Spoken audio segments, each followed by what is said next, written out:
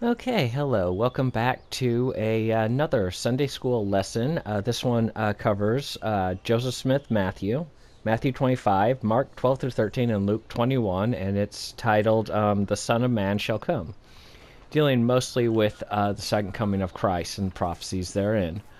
To start out with, I kind of have to do basically relate to you, for those of you not familiar with it, what the Joseph Smith translation is.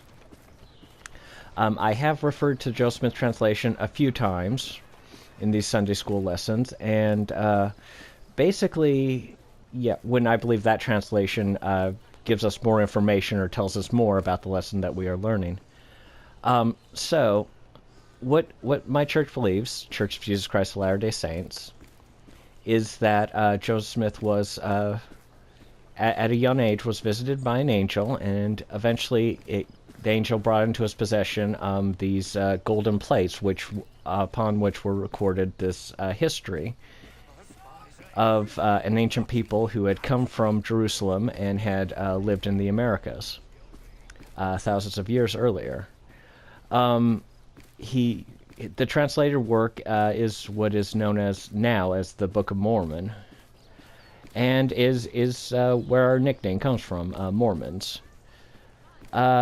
So shortly after the translation was done, he translated it through the power that God gave him.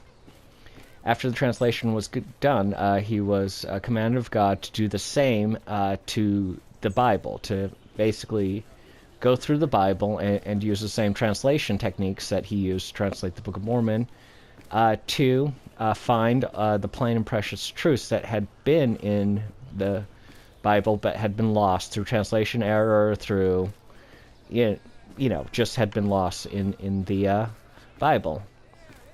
Now, in most of our scriptures, you can find Joe Smith translation. We do use the King James version of it. The Joe Smith translation, it can be found below in footnotes. For longer verses, these footnotes will refer you to a section in the back of the Bible that will have the longer translations.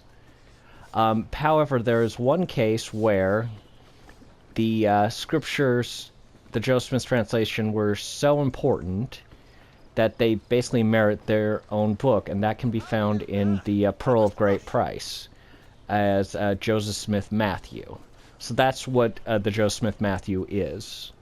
It's found in the Pearl of Great Price, and it does concern the second coming of Christ.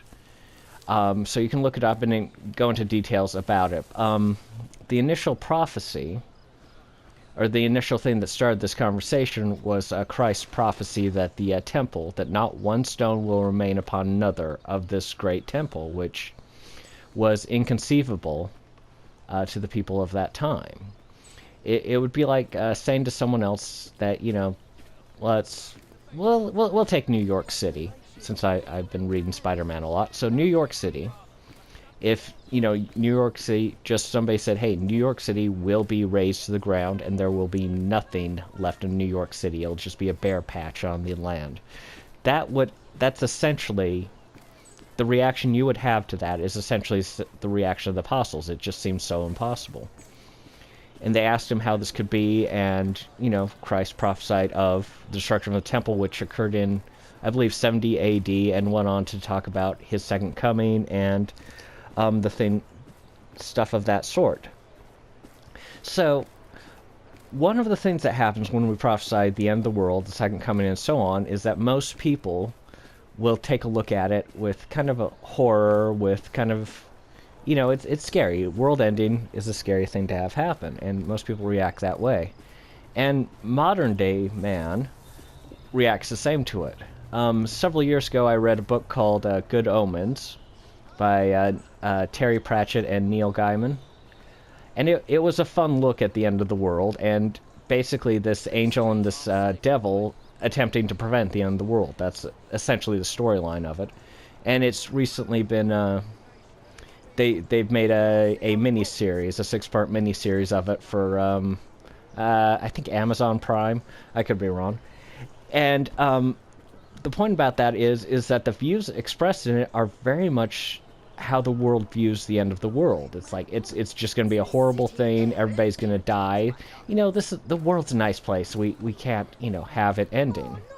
There's actually an interesting scene in the book. I don't know if it's in the new movie where the devil's trying to convince the angel to, hey, the world is worth saving, and he's going over like all the stuff that you won't be able to have in heaven or in hell, and just going over all this list of how wonderful the world is, and that, and it makes for an interesting, fun book, but it's also, it's not an accurate representation of how the second coming of Christ will happen, or just what will happen to the entire world. It's really, it's actually going to be a very good, very positive thing.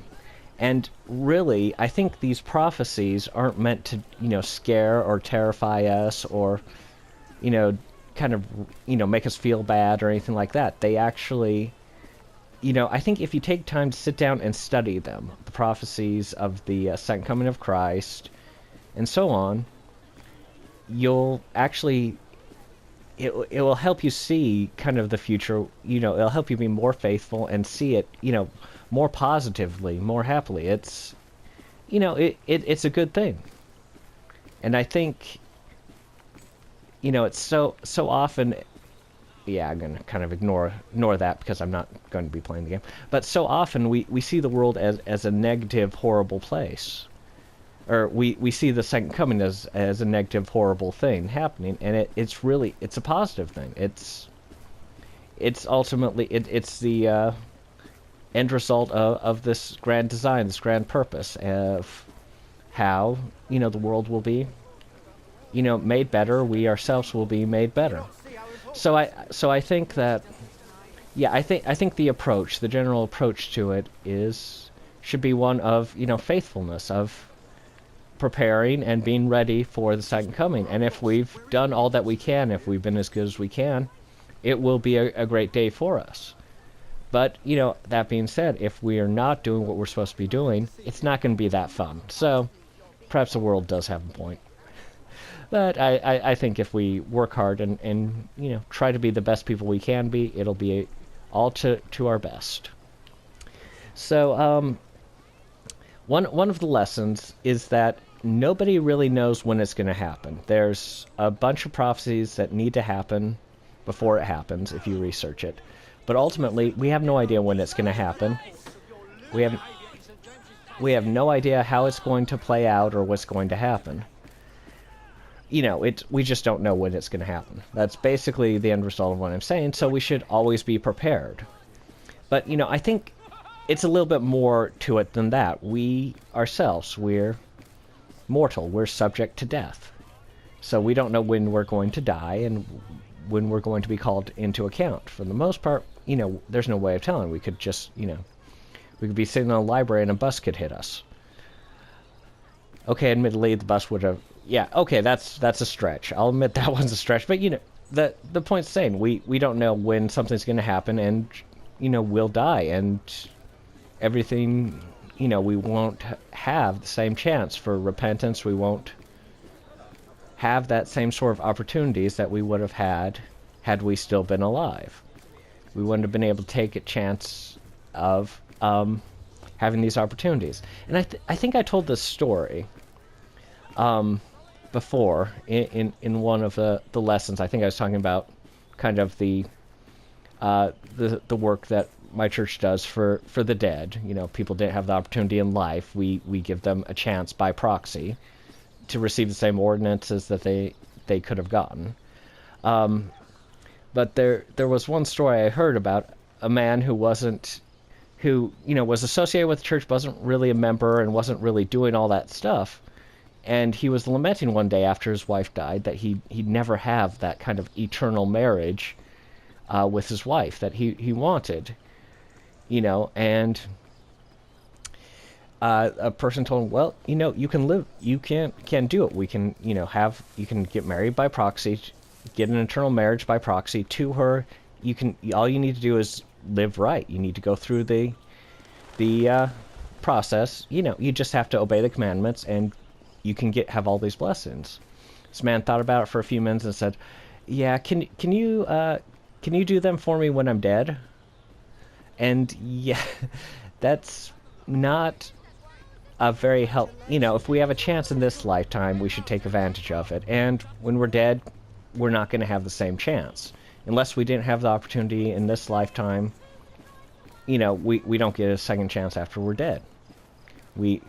This world, this life is our opportunity to prepare ourselves to meet God, to get all these wonderful blessings He wants to give us. We just have to do the work in this lifetime to get them. So yeah, I'll always be ready for the possibility of the second coming, of of your mortality, of you dying. Always live as if you died this instant, you would have done everything you needed to have done in this world. And it's a constant process. So yeah, life is a lot of work. So yep. So continuing on, there's so many great things in this lesson. I feel that way about all the lessons, but this one did have some great stuff. We have the parable of the talents in this lesson. So it's a guy. I actually want to say he's a moneylender, but it could just been. But he had several servants, and he left them a certain degree of responsibility. So he left them what was called talents, units of money. And the word is very appropriate because we all have talents, and it relates directly to our own talents. But he gave one man 10 talents, and gave another man 5 talents, and another man 1 talent. And so he leaves for a while, comes back, the man with 10 talents, he checks with him, he says, "Look, I've worked really hard, I now have 20 talents. It's like, good job, I'm going to give you all this responsibility, you're going to be in charge of so much." So it goes to the man with 5 talents and says, what have you been doing with my talents? And he says, "Well, I've managed to make 5 more talents. We have 10 talents. We're doing really well." And he said, "Okay, yep, you're going to get a ton of responsibility too. Good job." So it goes to the third man who only had a single talent, and the man says, "Well, I know how strict you can be about money, and I was a little bit nervous about this, so I buried the talent, and that way, I kept it safe. It was good. It was kept safe. Here it is." And the man says, "You really lazy servant. I mean, you did nothing with the money I entrusted you with. I mean, you could have, at least put it in a bank and got, some usury. I can't remember the word. You could have got, a little bit of money because of that, but you didn't even do that. You just buried it." And it's like, so he took away the man's single talent he was responsible for and gave it to the man who had 10 talents. And this sounds really harsh, but the lesson there is that everyone, all of us, we have our talents, we have our skills and abilities that have been given to us. And it's expected that we will use these talents. We will use these talents in the best way we know how. We will develop, we will learn them, and so on. And even if the talent doesn't seem, very spiritual, if, say, we have a talent of riding a motorcycle or, doing gymnastics or something like that, then it's still a talent we should develop and work at. And that's really the lesson there, is that we are given all these gifts, and it's up to us to use them wisely in our lives, to develop them and to use them in the wisest possible fashion, not to just kind of bury the talents and do nothing with them, which is what the lazy servant did, whereas the good servants worked hard to improve and managed to get far more talents than they had before. And you never quite know how, what opportunities we'll have to use our talents and how these talents will present themselves. So it's a very good lesson in just basically wisely using the gifts we've been given of God. So another one of the lessons is one of a king. So a king had went and observed his people. This is another parable, and so on. And he called several of them before him. There are some that were very, kind, who were always helping, always serving others, their community, all that stuff. They would go out and they'd do all that. And And then there were others who would do nothing. Who would, if somebody would, ask for help or anything, they wouldn't help them. They would just be very, it's like, no, I'm not going to help you. I'm not, they wouldn't help others in the community. And so the king called all these people before them and said to the people, thank the people specifically, thank you for helping me when I needed help on the street. And they were like, we never helped you. I never met you on the street. You never seemed to need any help. And the king's response was, well, when you help any one of my subjects, you're ultimately helping me. And everybody said, huh, interesting. So he went up to the other people who hadn't been very helpful and said, why didn't you help me when I needed help? And they said, when did you need help? And he gave the exact same response. When you help when you go out there and you don't help any one of the servants, you're not helping me. You're not doing anything for me. And kind of the lesson there is that, we get these blessings. We're here essentially to help other people. That's, our purpose is to have joy, and we find this joy in helping and serving other people. And when we serve anybody, even the lowliest person, even, petting a dog on the street or just smiling at a child, we're ultimately serving God. And I think that even when we do the small stuff, that's ultimately counts towards our benefit. And ultimately just helping people is what we're here for.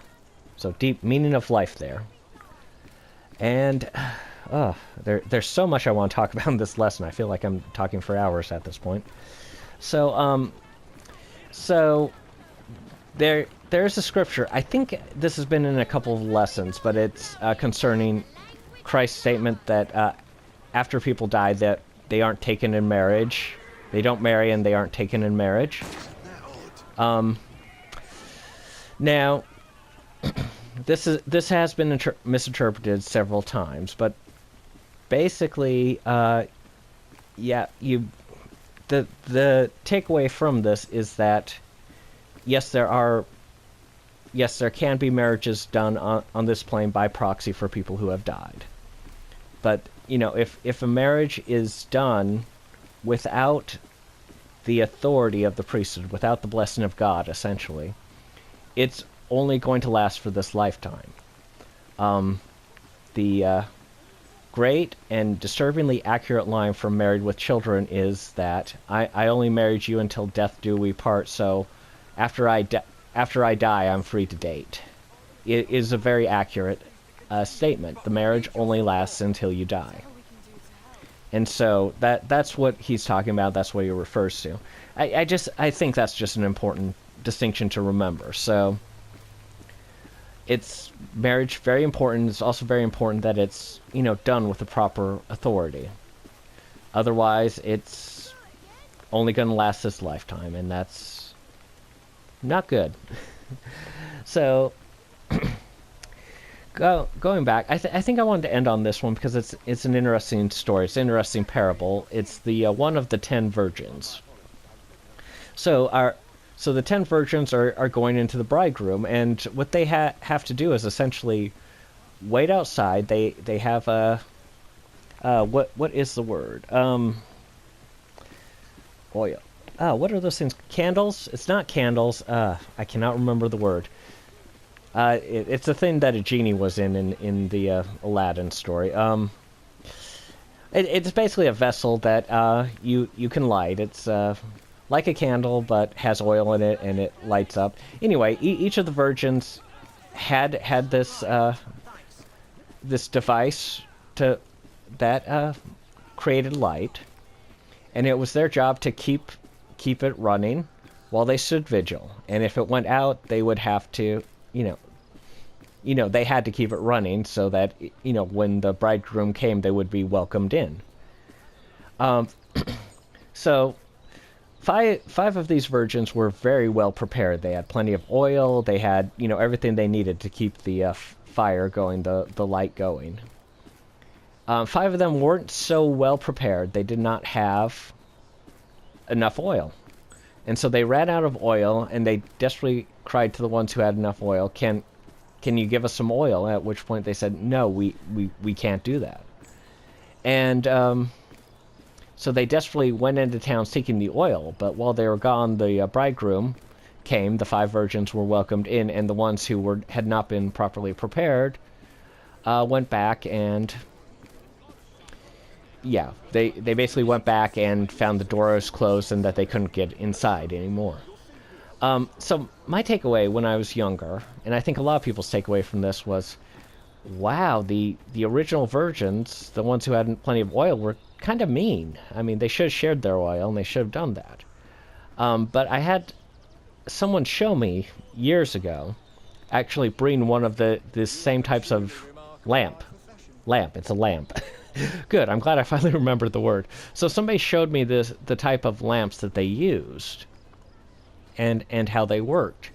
And the interesting thing about them is that you can't share the oil out of them. It's actually impossible. The way it's designed, the way it works, you put the oil in and, you know, once it's gone, the oil's gone and you can refill it, but you can't, you know, take a little bit out and pour it into somebody else's lamp. It literally does not work that way. And ultimately, it's the metaphor of this parable is that it's for individual testimony. So when we study scriptures, when we study religion, when we study in any aspect of our spiritual growth, we learn, we grow, we develop our own testimony, our own beliefs and convictions in what we study and learn. Now, we can share that with people. We can tell people of what we experience and grow. And to a certain extent, our testimony can help nourish other people's testimonies. But what it can't do is it can't carry anyone else's testimony. Ultimately, someone is going to have to develop their own testimony. Otherwise, you know, they'll be like these people that when the time comes, they just won't have enough oil in their lamps, and they won't be able to get in. And it's such a great lesson in a lesson full of many other great lessons that I should find another word for lesson. Regardless, it is a great lesson. It's a great thing that we can learn. So anyway, that's my take about those scriptures. Let me know what you think and how you like it, and I will see you in the next video. Bye.